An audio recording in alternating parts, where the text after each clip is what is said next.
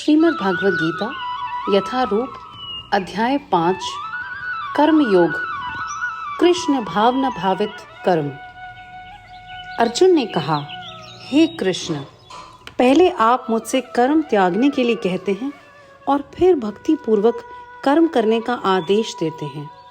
क्या आप अब कृपा करके निश्चित रूप से मुझे बताएंगे कि इन दोनों में से कौन अधिक लाभप्रद है? श्री भगवान ने उत्तर दिया, मुक्ति के लिए तो कर्म का परित्याग तथा भक्ति में कर्म यानी कर्म योग दोनों ही उत्तम हैं, किंतु इन दोनों में से कर्म के परित्याग से भक्ति युक्त कर्म श्रेष्ठ है। जो पुरुष न तो कर्म फलों से घृणा करता है और न ही कर्म फल की इच्छा रखता है, वह नित्य सन्यासी जाना जाता है। हे महाबाहु अर्जुन, ऐसा मनुष्य समस्त द्वंद्वों से रहित होकर भव बंधन को पार कर पूर्णतया मुक्त हो जाता है। अज्ञानी ही भक्ति कर्मयोग को भौतिक जगत के विश्लेषणात्मक अध्ययन यानी सांख्य से भिन्न कहते हैं। जो वस्तुतः ज्ञानी है वे कहते हैं कि जो इनमें से किसी एक मार्ग का भली भांति अनुसरण करता है वह दोनों के फल को प्राप्त कर लेता है।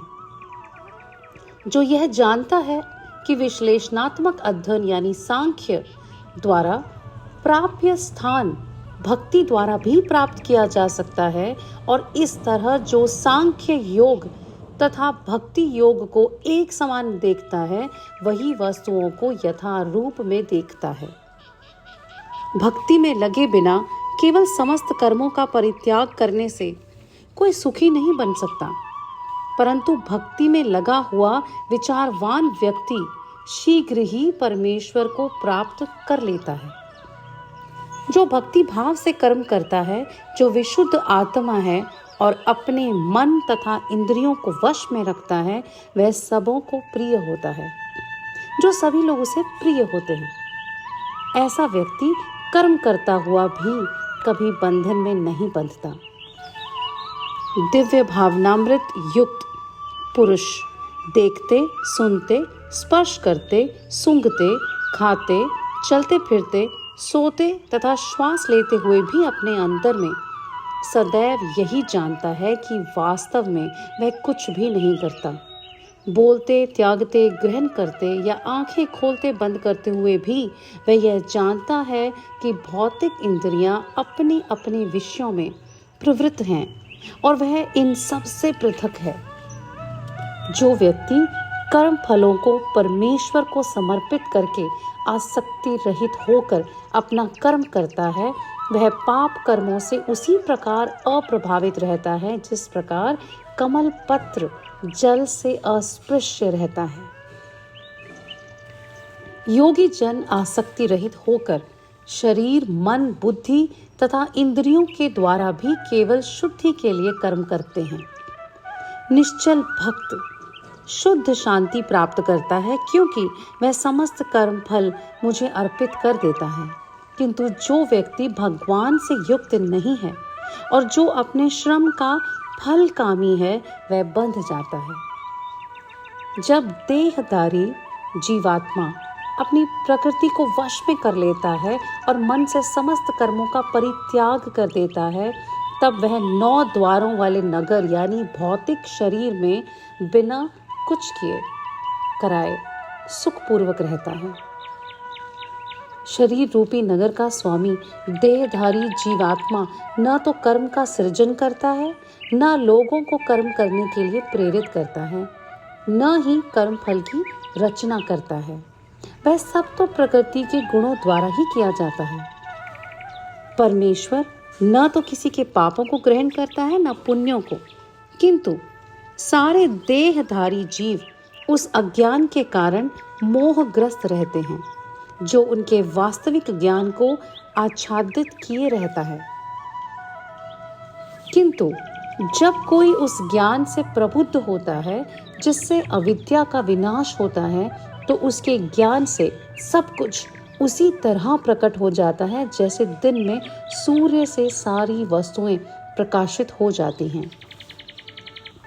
जब मनुष्य की बुद्धि, मन, श्रद्धा तथा शरण सब कुछ भगवान में स्थिर हो जाते हैं, तभी वह पूर्ण ज्ञान द्वारा समस्त क्लेश से शुद्ध होता है और मुक्ति के पथ पर अग्रसर होता है। विनम्र साधु पुरुष अपने वास्तविक ज्ञान के कारण एक विद्वान तथा विनीत ब्राह्मण, गाय, हाथी, कुत्ता तथा चांडाल को समान दृष्टि यानी समभाव से देखते हैं। जिनके मन एकत्व तथा समता में स्थित हैं, उन्होंने जन्म तथा मृत्यु के बंधनों को पहले ही जीत लिया। वे ब्रह्म के समान निर्दोष हैं और सदा ब्रह्म में ही स्थित रहते हैं, जो न तो प्रिय वस्तु को पाकर हर्षित होता है और न ही अप्रिय को पाकर विचलित। जो स्थिर बुद्धि है, जो मोह रहित है और भग विद्या को जानने वाला है, वह पहले से ही ब्रह्म में स्थित रहता है।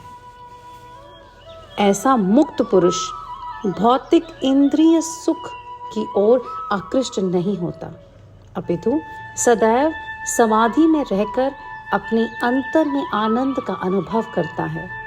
इस प्रकार स्वरूप प्रसिद्ध व्यक्ति पर ब्रह्म में एकाग्रचित होने के कारण असीम सुख भोगता है।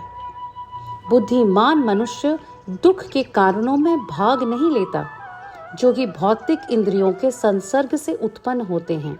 हे कुंती पुत्र, ऐसे भोगों का आदि तथा अंत होता है, अतः चतुर व्यक्ति उनमें आनंद नहीं लेता। यदि इस शरीर को त्यागने के पूर्व कोई मनुष्य इंद्रियों के वेगों को सहन करने तथा इच्छा एवं क्रोध के वेग को रोकने में समर्थ होता है, तो वह इस संसार में सुखी रह सकता है।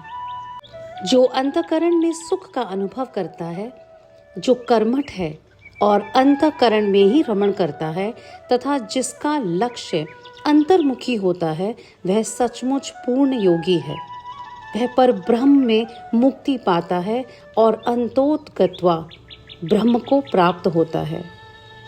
जो लोग संशय से उत्पन्न होने वाले द्वैत से परे हैं, जिनके मन आत्म साक्षात्कार में रत हैं, जो समस्त जीवों के कल्याण कार्य में सदैव व्यस्त रहते हैं और जो समस्त पापों से रहित हैं, वे ब्रह्म निर्वाण यानी मुक्ति को प्राप्त होते हैं। जो क्रोध तथा समस्त भौतिक इच्छाओं में रहित हैं, जो स्वरूप प्रसिद्ध आत्म संयमी हैं और संसिद्धि के लिए निरंतर प्रयास करते हैं, उनकी मुक्ति निकट भविष्य में सुनिश्चित है।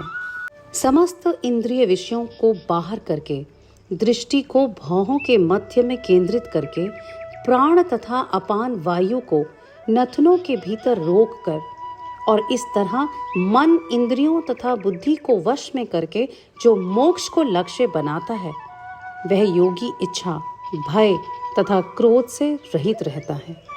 जो निरंतर इस अवस्था में रहता है, वह अवश्य ही मुक्त हो जाता है। मुझे समस्त यज्ञों तथा तपस्याओं का परम भोक्ता, समस्त लोकों तथा देवताओं का परमेश्वर एवं समस्त जीवों का उपकारी एवं हितैषी जानकर मेरे भावनामृत से पूर्ण पुरुष भौतिक दुखों से शांति लाभ करता है। इस प्रकार श्रीमद् भगवद गीता के 5वें अध्याय कर्म योग कृष्ण भावना भावित कर्म का भक्ति वेदांत तात्पर्य पूर्ण हुआ। धन्यवाद।